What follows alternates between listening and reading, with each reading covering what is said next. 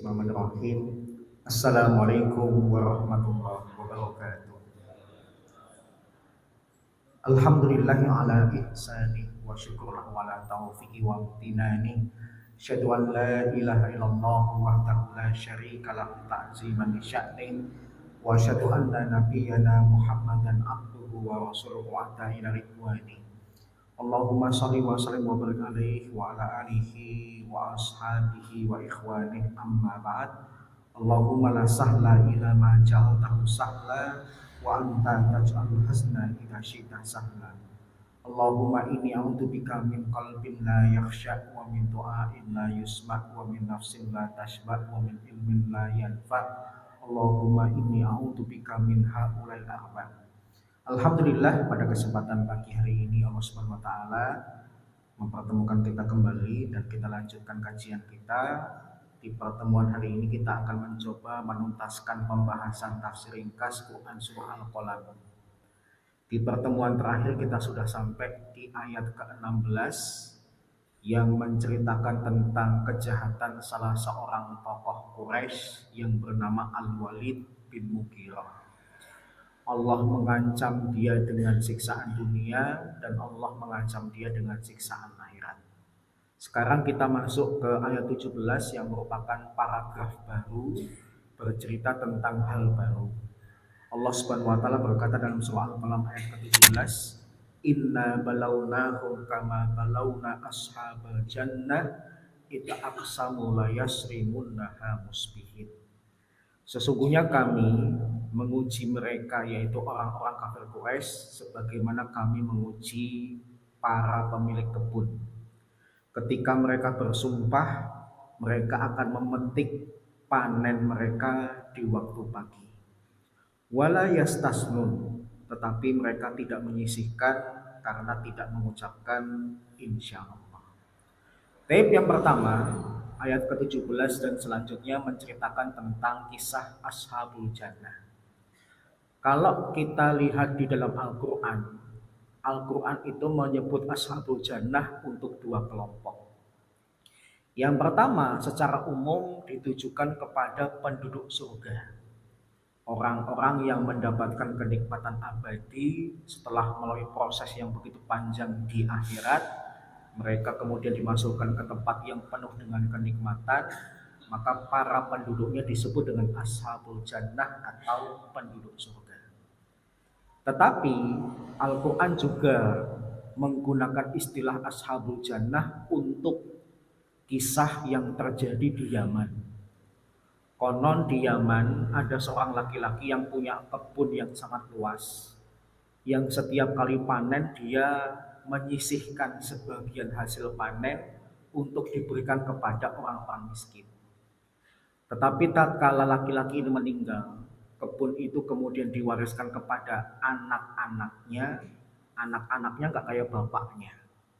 Kalau bapaknya itu tidak pelit, mau menyisihkan sebagian hasil panen untuk orang miskin alias bayar zakat, tapi anak-anaknya pelit. Mereka merencanakan besok kalau kita panen gak usah ngasih kepada orang miskin alias tidak mau bayar zakat. Maka kisah mereka itu kemudian Allah abadikan di dalam Al-Quran, di dalam surah Al-Qalam, mulai ayat ke-17 dan selanjutnya. Allah menceritakan ketika anak-anak ini di sore hari melihat kebun mereka sudah siap untuk dipanen, mereka kemudian merencanakan ya sudah kita besok panen kebun kita ini besok pagi. Tapi bukan sembarang pagi banget. Supaya apa? Supaya orang tidak tahu kalau mereka sedang panen, apalagi orang miskin jangan sampai tahu kalau mereka sedang panen, karena mereka akan minta sebagian dari hasil panen itu. Menunjukkan betapa pelitnya mereka sampai-sampai berbagi sedikit saja kepada orang miskin yang benar-benar membutuhkan, tidak mau. Kemudian Allah menghukum rencana mereka itu dengan berkata, "Fatafa 'alaiha ta'ifum min rabbika wa hum naimun." Allah kemudian mengutus Jibril mengelilingi kebun itu dan membakar kebun itu. sedangkan mereka dalam keadaan tertidur. Fa'asbahat kasori, maka setelah dibakar oleh Jibril atas perintah Allah, kebun itu kemudian menjadi seperti malam yang gelap, hanya tersisa abu dan warna hitam bekas pembakaran. Para ulama mengamati ada keunikan ketika kebun ini dibakar. Keunikan pertama adalah api itu ketika membakar kan umumnya mengeluarkan suara. Barang yang terbakar itu pasti mengeluarkan suara, apalagi kebun. Kebunnya bukan kebun yang kecil tapi kebun yang luas. Anehnya nggak ada suaranya. Yang kedua, kalau terjadi pembakaran kan pasti ada cahayanya. Ada sinarnya dari api itu yang harusnya dilihat oleh orang, tapi satupun orang di kampung itu termasuk para pemilik kebun tidak melihat. Dan yang ketiga anehnya, dari pembakaran itu kan muncul asap. Kebakaran itu kan pasti muncul asap. Anehnya asap itu juga tidak diketahui oleh para penduduk kampung.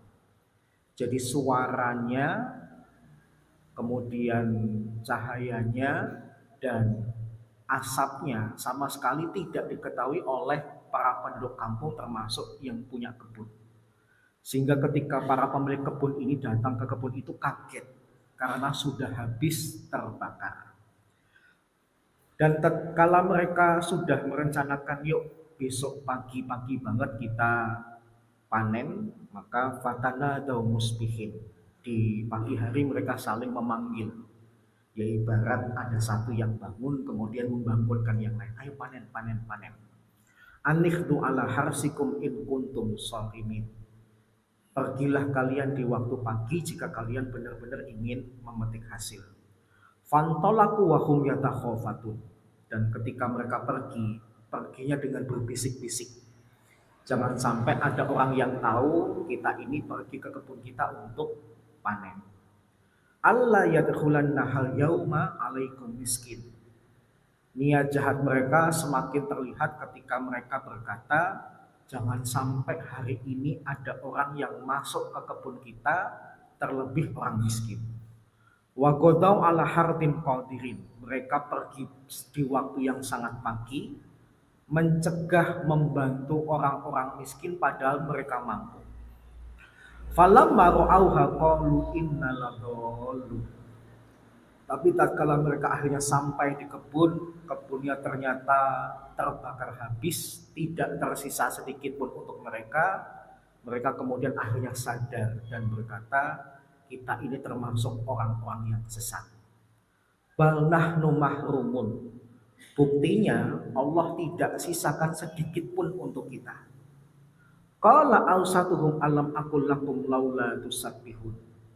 Berkatalah yang paling bijak di antara mereka, bukankah aku sudah bicara kepada kalian untuk senantiasa bertasbih kepada Allah.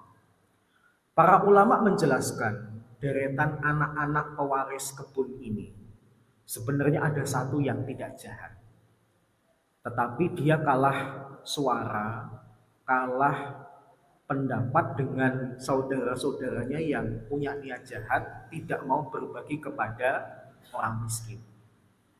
Jadi kadang-kadang ada orang yang berbuat jahat karena memang keinginan, tapi ada juga orang berbuat jahat karena dipaksa. Paham ya? Makanya Allah kemudian tidak menyamakan seluruh anak ini. Ada anak pemilik kebun yang sebenarnya udah ngingetin saudaranya, jangan. Besok tetap panen seperti biasa, seperti kebiasaan ayah kita. Dan setelah dipanen ada sebagian yang kita berikan kepada orang miskin. Tapi kalah jumlah. Kadang-kadang dalam keluarga gitu ya. Ada anggota keluarga yang baik, tapi ada juga anggota keluarga yang jahat. Gitu ya. Maka Allah Subhanahu Wa Taala pun ceritakan fakta itu di dalam ayat ini. Kemudian mereka berkata, qalu subhana rabbina inna kunna zalimin.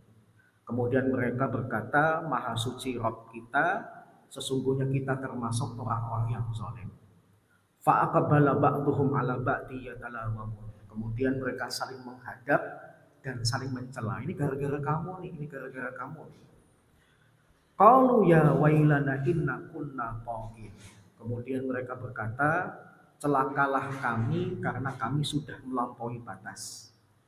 Asa rabbuna ayyubdilana khairam minha inna ila rabbina raghibun. Moga-moga Rabb kita mengganti kerugian ini dengan sesuatu yang lebih baik. Sesungguhnya kita sangat berharap kepada Rabb kita. Allah kemudian menutup kisah itu dengan berkata, kadzalikal adzab wala adzabul akhirati akbar law kanu ya'lamun. Demikianlah yang namanya siksa. Dan siksa akhirat itu lebih besar dibandingkan siksa dunia seandainya mereka mengetahui.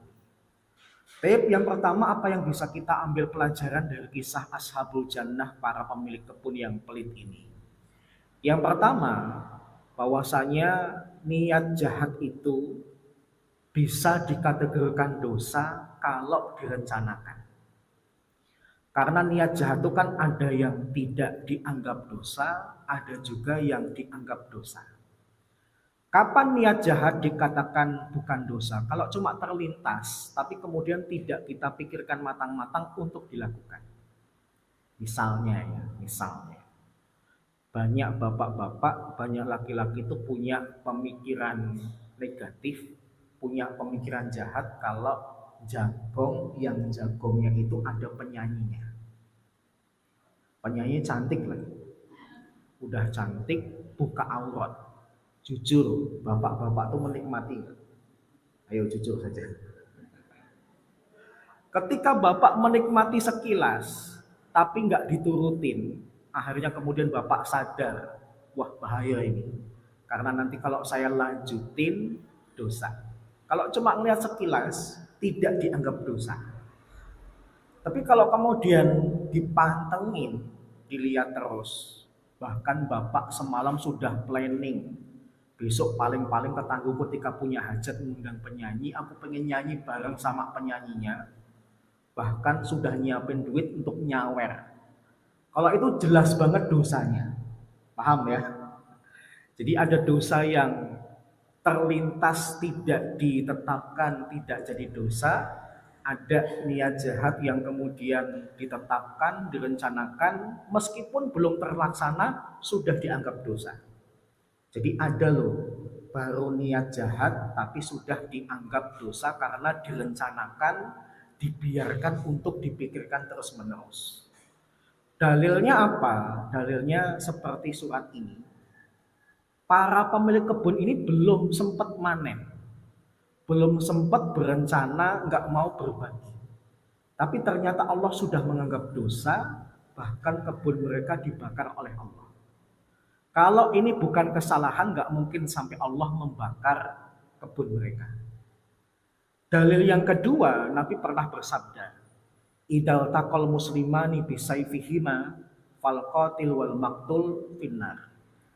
Kalau dua orang muslim bertemu dengan pedang mereka masing-masing, maka yang membunuh dan yang dibunuh masuk neraka. Para sahabat heran, ya Rasulullah, hadal qatil, fama balul maqtul. Ya Rasulullah, kalau yang masuk neraka itu adalah yang bunuh, seorang muslim bunuh muslim yang lain, dia masuk neraka wajar karena dia membunuh. Tapi kok bisa yang dibunuh juga masuk ke dalam neraka? Nabi kemudian bersabda, innahu arada qatla sahibi. Karena yang terbunuh itu juga punya niat untuk bunuh saudaranya. Cuma kalah cepat aja. Apesnya dia saja yang kemudian dia mati dan saudaranya yang hidup. Paham ya?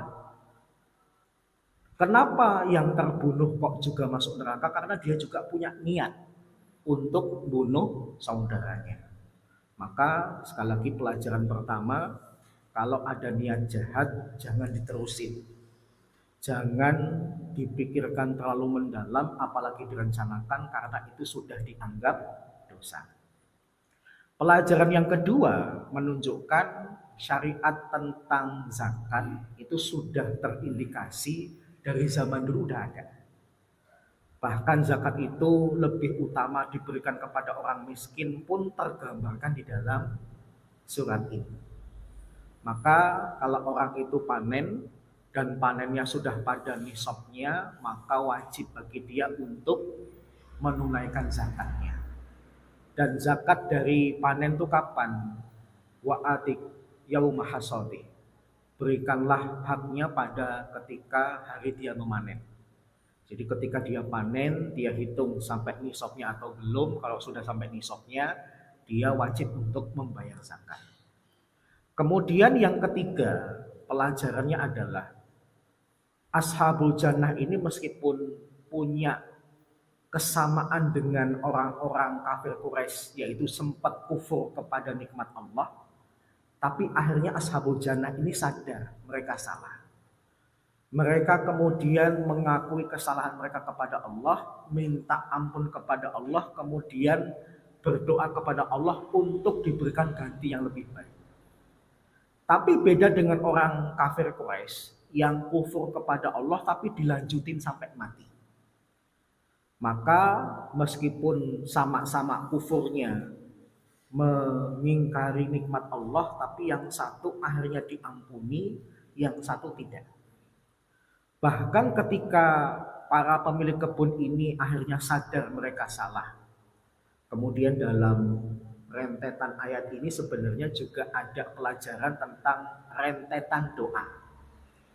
Rentetan doa itu yang pertama apa? Pertama, minta ampun dulu. Makanya kan mereka di dalam ayat ini, inna kunna zolimin. Sesungguhnya kami ini termasuk orang-orang yang zolim. Minta ampun, mengakui kesalahan. Baru kemudian nanti berdoa, asa rabbuna ayyubdilana khairam minha. Moga-moga Allah mengganti kerugian ini dengan yang lebih baik. Maka doa itu, kata para ulama, setidaknya ada urutannya. Yang pertama kita mengakui kesalahan kita dulu. Minta ampun. Apakah dengan mengucapkan la ilaha illa anta subhanaka inni kuntu minaz zalimin atau dengan kalimat yang lain. Yang kedua adalah dengan mengucapkan al-asma al-husna. Menyebut nama-nama Allah yang indah. Ya minimalnya mengucapkan alhamdulillah, karena alhamdulillah itu kan juga nama Allah. Baru kemudian kita mengungkapkan hajat kita, keinginan kita kepada Allah itu apa. Jadi doa itu ada etikanya, ada urutannya, tidak langsung minta begitu saja. Kecuali kalau tidak tahu, atau mungkin lupa, atau mungkin terdesak. Kalau nggak tahu tentang adabnya seperti ini ya sudah. Tiba-tiba langsung berdoa minta ya karena tidak tahu. Atau yang kedua lupa, tahu sih urutannya, tapi yang namanya manusia kadang-kadang lupa, mungkin terburu-buru dan sebagainya, tidak pakai urutan seperti ini. Atau yang ketiga kepepet, misalnya orang yang terzolimi, itu kelamaan kalau minta kepada Allah pakai urutan kayak gini dulu. Langsung minta kepada Allah, ya Allah, hentikanlah kezaliman dia kepada saya, syukur-syukur engkau yang membalasnya. Kelamaan kalau kemudian pakai minta ampun dulu, muji Allah dulu, baru minta. Paham ya? Kalau di luar tiga keadaan ini, sebaiknya kalau berdoa pakai urutan. Minta ampun dulu, nyebut al-asma al-husna, baru kemudian sebutkan hajat kita. Kemudian yang selanjutnya, Allah Subhanahu wa taala melanjutkan ayat ini dengan berkata, ditujukan kepada kafir Quraisy.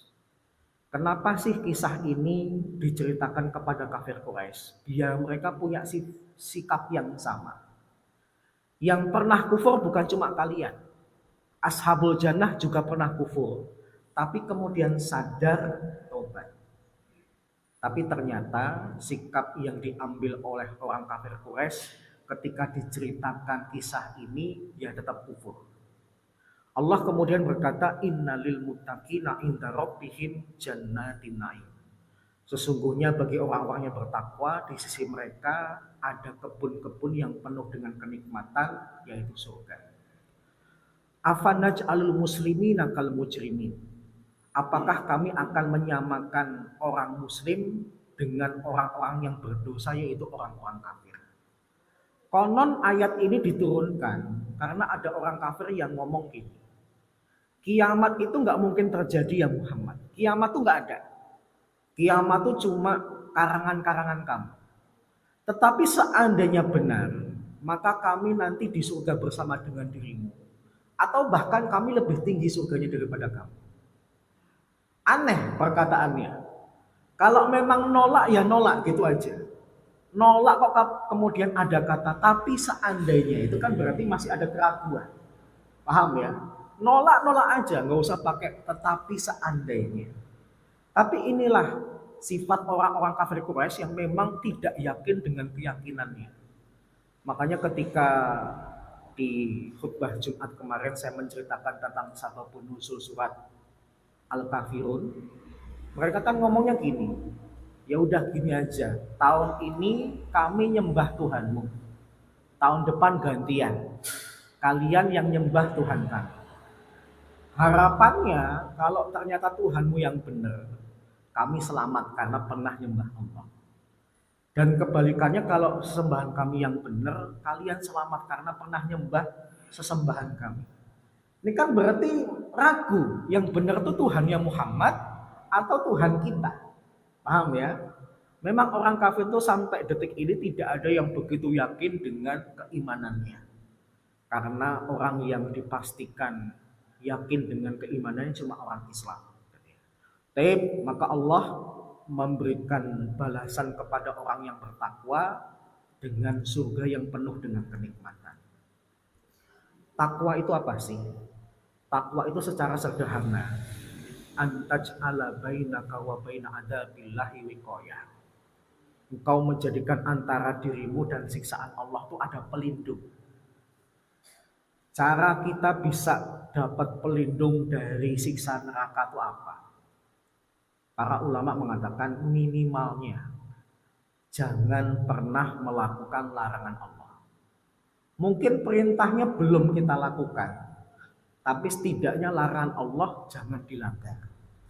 Itu berarti orang itu sudah punya takwa. Ada orang mungkin sampai hari ini belum rajin sholat. Tapi setidaknya kalau diajak untuk minum khamar, berzina dan sebagainya, dia nggak mau. Berarti orang ini sudah ada ketakwaan. Dia udah punya modal perisai yang akan menghalangi dirinya untuk terkena siksa api neraka.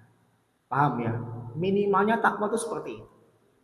Tetapi kalau bicara tentang idealnya, bukan cuma menghindari larangan, tapi juga laksanakan perintah. Tapi kemudian Allah Subhanahu wa taala mempertegas, nggak mungkin orang-orang muslim disamakan dengan orang-orang kafir. Ayat ini sekali lagi ya diturunkan untuk membantah orang yang mengingkari hari kiamat, tapi berandai-andai seandainya surga itu ada, kami juga di surga bahkan lebih tinggi. Ayat ini juga menjadi dalil bahwasanya argumennya orang-orang liberal yang mengatakan yang bakal masuk surga itu bukan cuma orang Islam, tapi seluruh umat beragama termasuk Kristen, Hindu dan sebagainya, itu dibantah dengan ayat ini. Karena ayat ini membedakan manusia menjadi dua golongan, muslimin dan mujrimin, orang-orang Islam dan orang-orang yang berbuat dosa, yaitu orang-orang kafir. Dan konsepnya orang-orang liberal, mereka itu pakai logika. Sangat tidak adil bagi Allah kalau kemudian ada orang Kristen berbuat baik, cuma karena kekristenannya dia masuk neraka. Loh, yang punya surga itu Allah. Yang punya aturan untuk memasukkan surga itu Allah. Kok bisa orang liberal dikte Allah? Kalau orang Kristen pingin masuk surga, tinggalkan kekristenannya, masuklah ke dalam Islam. Minimalnya apa? Untuk bisa mendapatkan balasan atas amal soleh kita, bersyahadatlah. Karena pada kalimat la ilaha illallah itu bentuk pengakuan. Pengen masuk surganya Allah, tapi Allah tidak diakui, gak mungkin. Karena syahadat itu kan bukti pengakuan. Bapak tidak mengakui lurah daerah sini sebagai Bapak Lurah. Itu kira-kira kalau minta tanda tangan dikasih nggak? Nggak mungkin dikasih. Bapak tidak mengakui seorang pejabat dengan jabatannya, minta pertolongan dikasih nggak? Nggak mungkin. Makanya penting bersyahadat itu karena syahadat itu pengakuan. Akui dulu Allah, baru nanti Allah akan mengakui kebaikan-kebaikan yang kamu lakukan. Tapi meskipun kamu banyak melakukan kebaikan, tapi kamu menghindari atau menolak mengakui diriku sebagai Rabb, jangan harap dimasukkan ke dalam surga. Paham ya? Makanya pentingnya syahadat itu di situ. Kemudian Allah heran, malakum kaifa tahkumun. Kamu bisa menyamakan muslim dan orang kafir sama-sama masuk surga, bahkan kalian lebih tinggi surganya itu ngambil keputusan dari mana? Amlakum kitabun fihi tadrusun. Jangan-jangan kalian punya kitab tersendiri yang sudah kalian pelajari. Innalakum fihi lama takhayyarun. Yang hukumnya itu bisa kalian pilih seenaknya. Amlakum aimanun alaina balighatun ila yaumil qiyamah innalakum lama tahkumun. Atau jangan-jangan kalian tuh dulu pernah punya sumpah yang kuat dengan kami, punya janji yang kuat dengan kami, bahwasanya aku tidak akan memasukkan kalian ke dalam neraka, tapi ku jamin masuk ke surga. Kapan Allah bikin janji dengan orang-orang kafir dimasukkan ke dalam surga? Salhum ayyuhum bidzalika za'im. Tanyakan kepada mereka, siapakah di antara mereka yang paling bertanggung jawab dengan keputusan atau keyakinan seperti itu. Amlahum syuraka, atau jangan-jangan mereka itu punya sekutu-sekutu selain Allah. Falyatu bisyurakaihim in kanu shadiqin. Maka datangkanlah sekutu-sekutu mereka jika mereka itu termasuk orang-orang yang benar. Kemudian Allah memberikan gambaran tentang hari kiamat.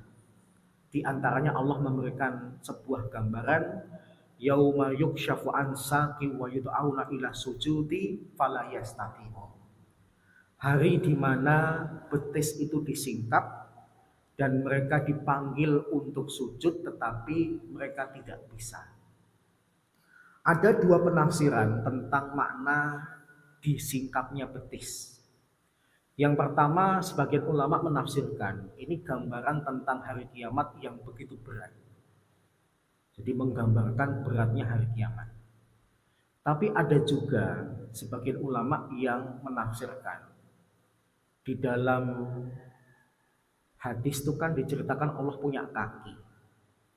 Di dalam hadis juga diceritakan ketika betis Allah itu tersingkap, maka orang-orang yang tidak pernah mau sujud, Allah perintahkan sujud, mau sujud kemudian balik lagi seperti besi yang akan dibengkokkan. Berat. Orang kalau nggak pernah sholat, Allah perintahkan sujud nanti di hari kiamat, kayaknya mau melaksanakan sujud untuk sholat tapi balik lagi ke posisinya. Menunjukkan kekufuran mereka kepada Allah berlangsung sampai hari kiamat. Bahkan mereka tidak bisa pura-pura. Kalau memang dunianya jahat, sampai di hari kiamat pun jahat. Jadi orang tuh nggak bisa acting. Pas orang lagi susah, yuk kita susah. Orang lagi bahagia, yuk kita bahagia. Nggak bisa di hari kiamat. Tapi kalau di dunia, bisa. Orang kafir yang tidak pernah sujud, Allah perintahkan sujud, pengennya nurutin perintah Allah, tapi kemudian Allah kembalikan lagi ke posisi semula, berdiri lagi. Khasyi'atan absaruhum tarhaquhum dhillah. Ketika sadar Allah perintahkan mereka sujud tapi mereka nggak bisa, pandangan mereka kemudian tertunduk ke bawah, merasa hina. Wa qad kanu ila yud'auna ila sujudi wa hum salimun. Padahal ketika mereka hidup di dunia dalam keadaan sehat, sudah diperintahkan untuk sujud tapi juga nggak mau sujud. Fadarni wa mayukadzibu bihadzal hadis. Maka tinggalkan diriku dengan orang yang mendustai perkataan ini. Sanastadrijuhum min haitsu la ya'lamun. Kami akan melakukan istidraj kepada mereka dari arah yang tidak mereka ketahui. Ada sebuah istilah Yang istilah ini sebenarnya istilah yang mengerikan, namanya istidraj. Istidraj itu secara bahasa artinya apa? Naik tahap demi tahap. Orang kafir itu Allah naikkan tahapannya dalam kesesatan, setahap demi setahap, sampai kepada puncak kesesatan. Dan berlaku hukum gravitasi. Semakin tinggi sebuah benda, maka ketika dijatuhkan semakin cepat semakin sakit. Orang tuh kalau kemudian diberikan nikmat dunia, tapi tidak diiringi dengan nikmat beribadah atau nikmat syukur, maka itu namanya istidraj. Tetangga saya di daerah Cengklik itu bangun rumah, yang ternyata dia itu salah seorang pejabat. Dia bikin rumah di daerah Cengklik itu, saya tanya ketika dia syukuran bikin rumah.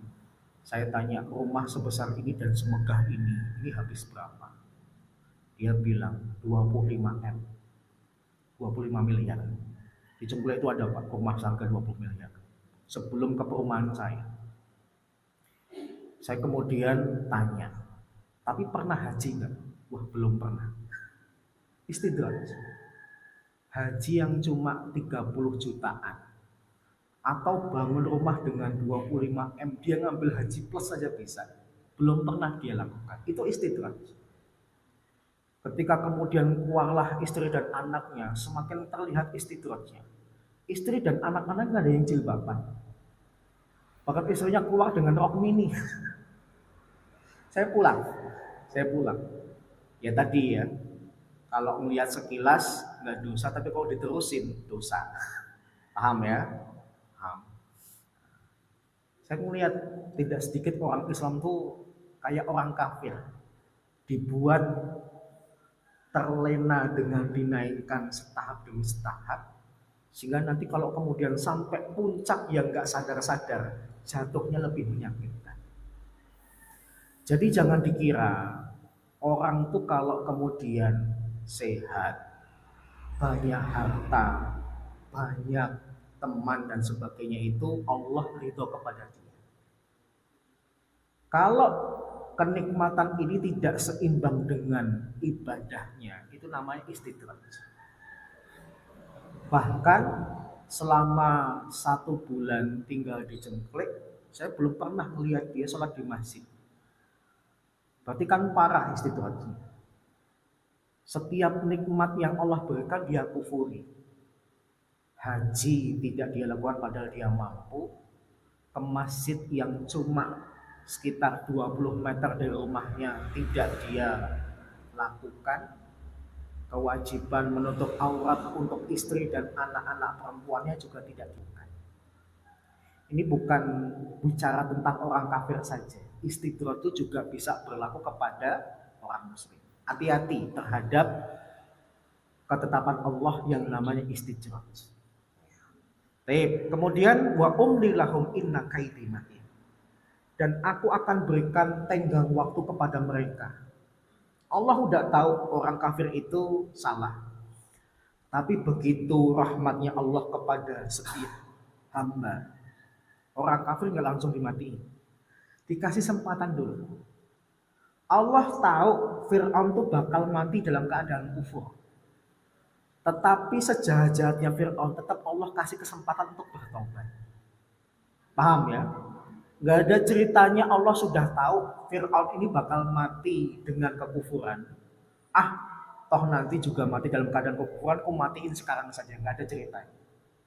Allah itu lebih mengedepankan rahmatnya daripada amarahnya. Kemudian Allah Subhanahu wa taala masih melanjutkan amtas aluhum ajron fahum mimma kharum musqalun. Ini sebuah kalimat tanya tapi sebenarnya istifham inkari. Jangan-jangan kamu minta upah kepada mereka ya Muhammad sehingga mereka merasa punya hutang yang membuat mereka merasa berat untuk nyaur, untuk melunasinya. Ini sebuah kalimat tanya tapi gak usah dijawab karena Nabi tidak pernah minta upah kepada orang-orang kafir. Am indahumul ghaibu fahum yaktubun. Atau jangan-jangan mereka punya ilmu gaib. Yang mereka sendiri yang nulis ilmu gaibnya, mereka nanti bakal masuk ke dalam surga kayak orang-orang Islam. Fasbir li hukmi rabbika wa la takun ka sahibil hud idnada wa huwa maktub. Maka bersabarlah terhadap keputusan Allah. Janganlah engkau menjadi seperti orang yang berada di dalam hud, berada di dalam ikan yang besar, yaitu Nabi Yunus alaihissalam.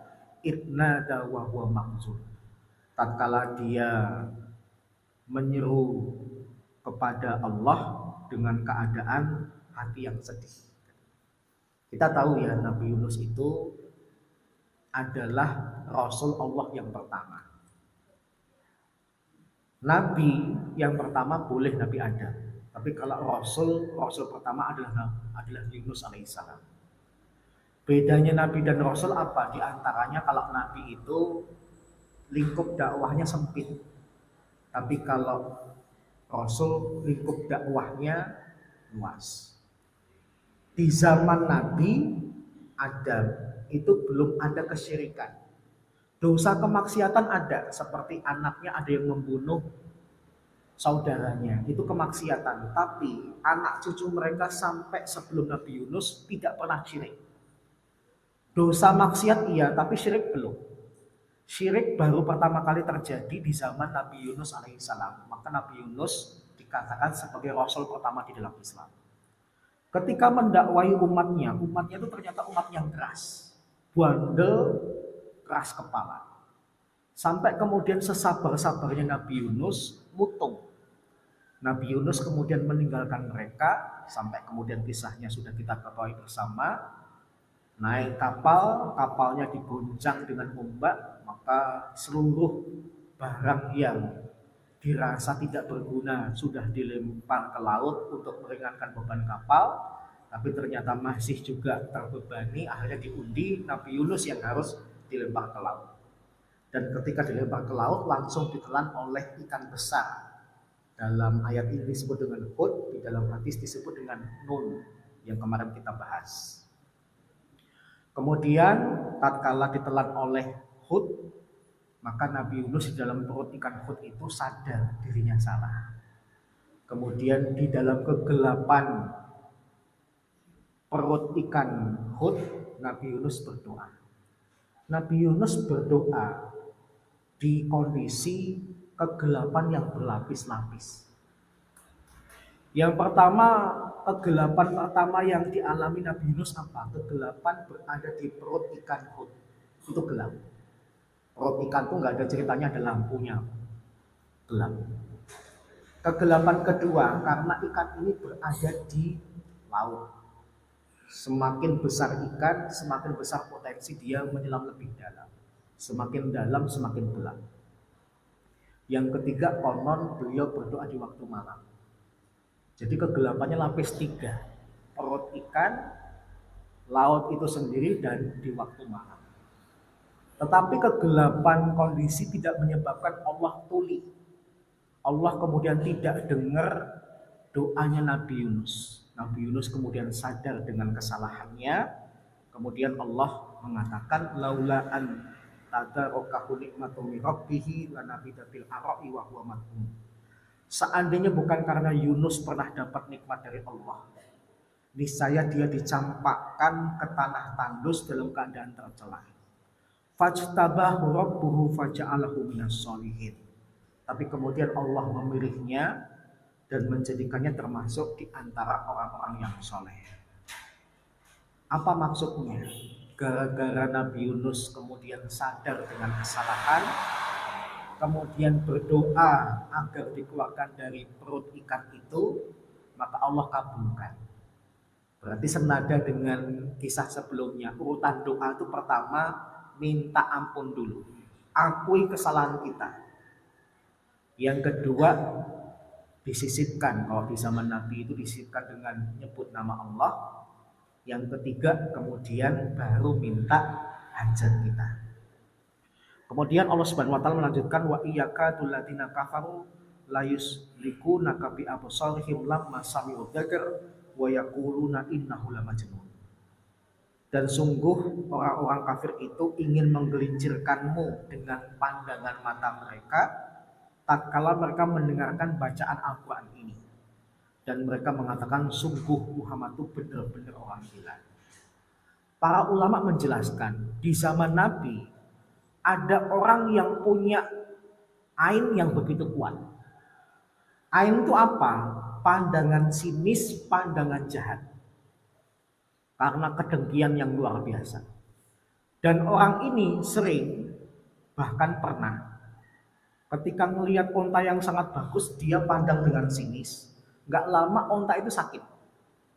Dalam Islam ada pembahasan namanya ain, pandangan sinis. Saya agak curhat ya. Saya ketika tinggal di Pandean itu ada orang Pandean yang punya ain.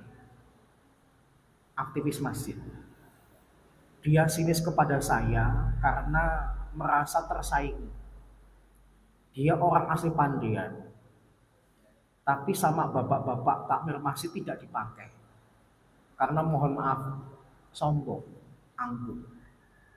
Saya orang baru di Pandean. Kemudian orang Pandean sudah tahu saya karena saya pernah beberapa kali ngisi tausiah di Pandean. Maka ketika saya jadi warga Pandean saat itu diminta untuk jadi pengurus takmir. Saya tanya sama ibu saya dulu saat itu, Bu, boleh enggak? Ya kalau dikasih amanah dan kamu tidak merasa keberatan, dilakuin. Maka saya kemudian menyanggupi. Orang ini kemudian merasa tersaingi oleh saya. Saya orang lama, dia orang baru. Saya tidak digubris oleh bapak-bapak, orang baru ini malah dihormati bapak-bapak. Ain. Saya kelihatan banget wajah sinisnya kepada saya. Sampai saya pernah ketika saya dulu kan punya kebiasaan nganterin keponakan saya berangkat sekolah. Sebelum keponakan saya akhirnya pindah ke Riau. Saya ketika monjengkan keponakan saya, ketemu dengan dia, yang dia juga mau berangkat kerja. Dia itu guru di Boyolali. Boyolali yang paling jauh itu namanya Pak? Yang paling jauh Boyolali? Juwangi. Nah, daerah Juwangi sana. Ketika sama-sama berangkat, sinis loh. Saya dan keponakan saya itu kepleset Pak dari motor. Saya kemudian ingat konsep ain.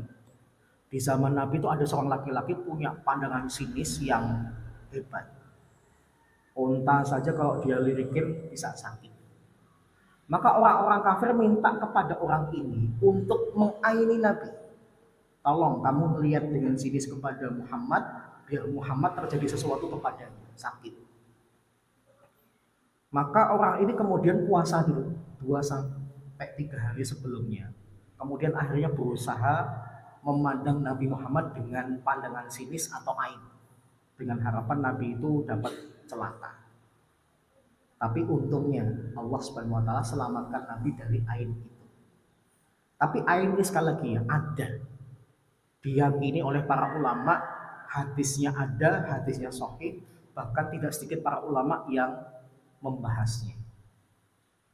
Dan ain itu tidak hanya muncul dari orang kafir, sesama mukmin pun bisa. Karena dengki, Pak. Saya ketika kuliah saya juga pernah cerita. Ada teman kuliah saya yang kemudian ain kepada saya. Dia orang Timur Tengah. Tapi ketika prestasinya di kelas kalah dengan saya yang orang Indonesia yang bukan orang Timur Tengah. Jadi prestasi di waktu kuliah itu ranking 1 saya, 2 dia. Gitu terus sampai lulus. Merasa tidak pernah ranking 1, nggak pernah ngalahin saya. Kalau saya ajak ngobrol nggak pernah balas, Pak. Bahkan kayak orang musuhan. Saya kemudian bertanya-tanya, salah saya sama dia itu apa? Saya tuh baru kemudian tahu puncaknya ketika kemudian saya turun tangga, dia naik tangga. Saya tuh ketika naik tangga memperhatikan, bukan orang yang nyantai karena sudah terbiasa naik tangga kemudian nggak melihatin anak tangganya. Saya melihat anak tangganya dan saya melihat kaki saya. Saya punya kebiasaan kalau naik tangga itu nunduk, tidak mendongak.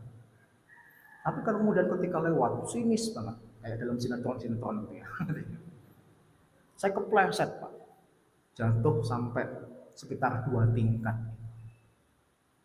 Saya kemudian mengingat-ingat, ini sepatu saya juga nggak licin, lantainya juga nggak licin, tapi kok bisa jatuh. Dan lebih kagetnya ketika wisuda, bapaknya datang dari negaranya, kemudian karena saya merasa tidak punya salah dengan dia, apalagi bapaknya, saya kemudian pengen salaman dengan bapaknya. Kemudian bapaknya tuh ternyata tahu saya. Jadi dia tuh ternyata cerita sama bapaknya, ini loh yang namanya Hanan, yang gak pernah aku bisa kalahin prestasi di kampus, aku benci banget sama dia. Bapaknya ternyata punya sikap yang sama. Saya salamin dia, kalau diterjemahkan, oh ini toh yang namanya Hanan. Tangan saya diremet, Pak. Gedean dia, dia orang Arab. Saya salaman sakit tuh ya pertama kali baru itu, diremet beneran. Kalau dikasih mic mungkin bunyi kerak gitu ya. Boleh itu dulu. Saya kemudian wah, anak sama bapak oh sama aja. Wong kita itu di kampus saingannya positif. Aneh kalau kemudian saya saingan dengan dia dengan cara yang negatif. Wong kita tuh belajar agama. Kita berharap lulus dari sini kita jadi dai. Kita berharap pahala yang sebesar-besarnya dengan berdakwah. Kita ngasih contoh sikap yang baik kepada umat. Mosok sikap kamu seperti ain. Jadi di Saudi pernah ada yang ain kepada saya, di Pandian ya ada. Ain itu dari kata ainun mata, pandangan sinis kalau dalam bahasa fikih para ulama.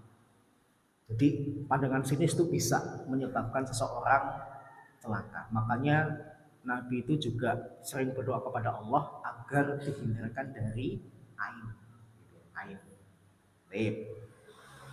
Kemudian Allah Subhanahu wa taala menutup surat ini dengan mengatakan wa ma huwa illa dzikrul lil alamin. Padahal Al-Qur'an itu adalah peringatan bagi seluruh alam. Harusnya Al-Qur'an itu ketika didengar membuat mereka tenang dan merasa dapat petunjuk, bukan kemudian malah gelisah dan membenci Al-Qur'an. Tapi alhamdulillah sudah selesai, moga-moga bermanfaat. Sisa waktu kalau ada pertanyaan saya persilahkan. Ada nggak?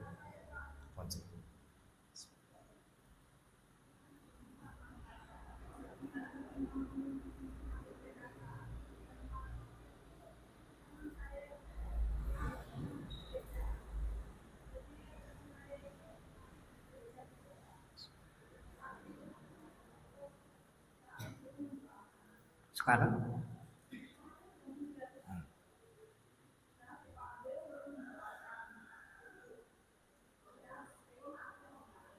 apa? Mendoakan terus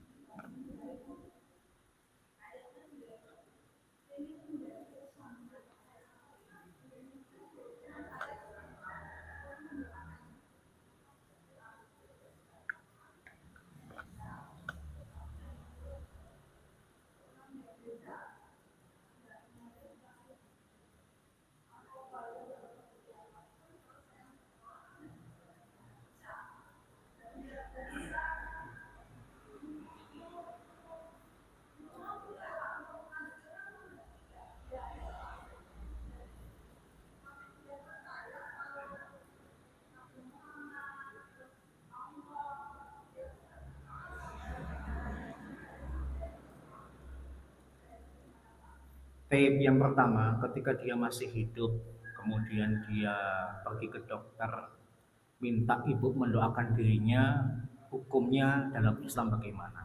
Pertama ya, nah seperti saya pernah sampaikan, Nabi itu dulu pernah punya mantan budak.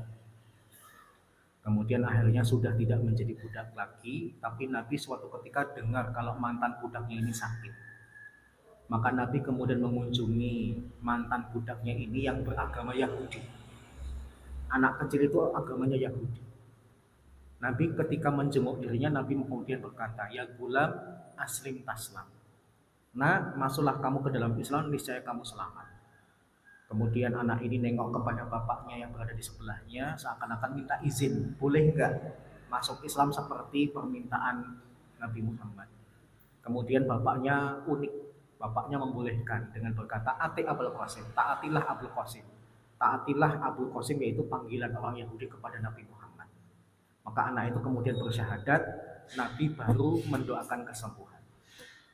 Para ulama kemudian mengambil kesimpulan, boleh doain kesembuhan orang kafir ketika dia masih hidup dengan syarat. Pertama, ibu ngajak dulu dia masuk ke dalam Islam, baru mendoakan kesembuhannya. Tapi kalau ibu nggak ngajak dulu ke dalam Islam, kok disuruh mendoakan kesembuhannya, tidak boleh. Paham ya? Tapi karena sudah terjadi, ibu beristighfar saja kepada Allah, bertobat kepada Allah, moga-moga kesalahan itu diampuni. Ya.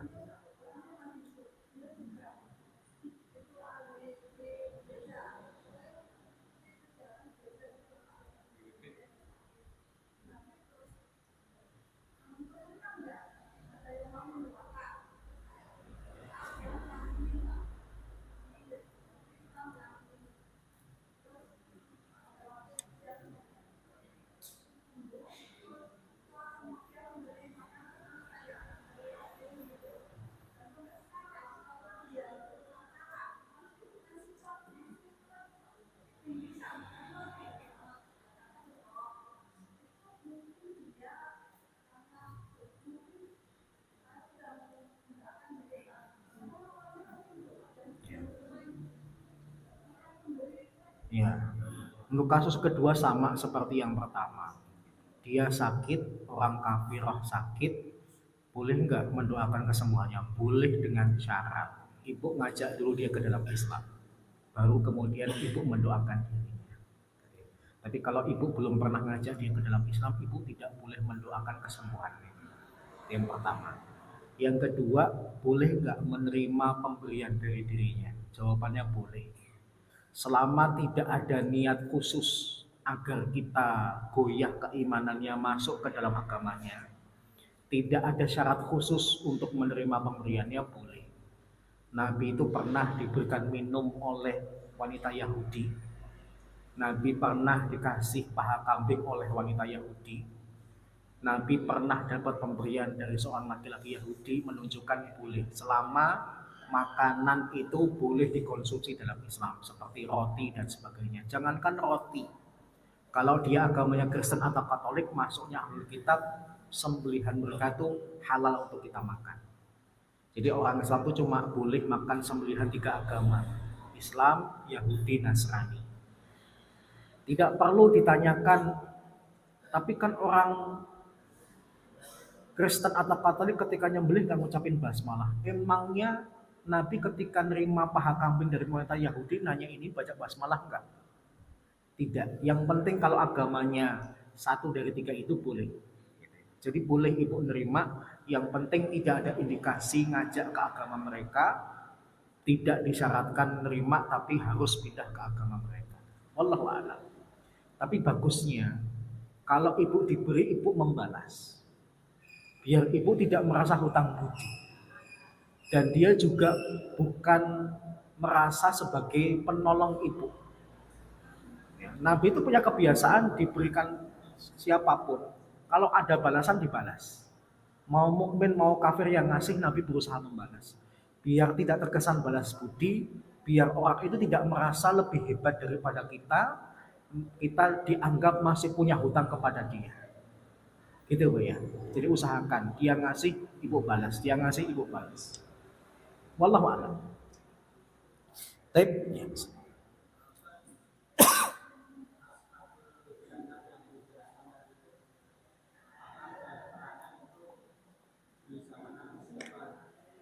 Ya. Baik, apakah ada keterangan di zaman Nabi itu siapa tidak, Pak? Cuma keterangannya terjadi di Yaman. Dan itu terjadi sebelum Nabi diutus. Paham ya? Cuma keterangan itu saja dari para sahabat. Ibnu Abbas tidak menyebut nama bapaknya siapa, nama anaknya siapa, terjadi di kota apa, tidak menyebutkan. Padahal biasanya Ibnu Abbas itu kan yang paling detail. Tahunnya pun oleh Ibnu Abbas kalau ada keterangan yang beliau tahu disebutkan, tapi tidak ada keterangan. Yang kedua nggak penting ngetahuin nama, karena yang penting dalam Al-Quran itu bukan nama, lokasi, tanggal, tapi hikmahnya. Paham ya? Karena Al-Quran itu bukan kitab sejarah. Sekali lagi ya, kita tahu sejarah mungkin dari Al-Quran iya, tapi Al-Quran bukan kitab sejarah. Karena kitab sejarah itu menuntut harus detail, namanya, tempatnya, sebabnya dan sebagainya. Wallahu a'lam. Baik, sampun ya, moga-moga bermanfaat, kurang lebihnya mohon maaf. Mari kita tutup bersama dengan membaca doa kafaratul majlis dan hamdalah. Subhanakallahumma wa bihamdika asyhadu an la ilaha illa anta astaghfiruka wa atubu ilaik. Assalamualaikum warahmatullahi wabarakatuh.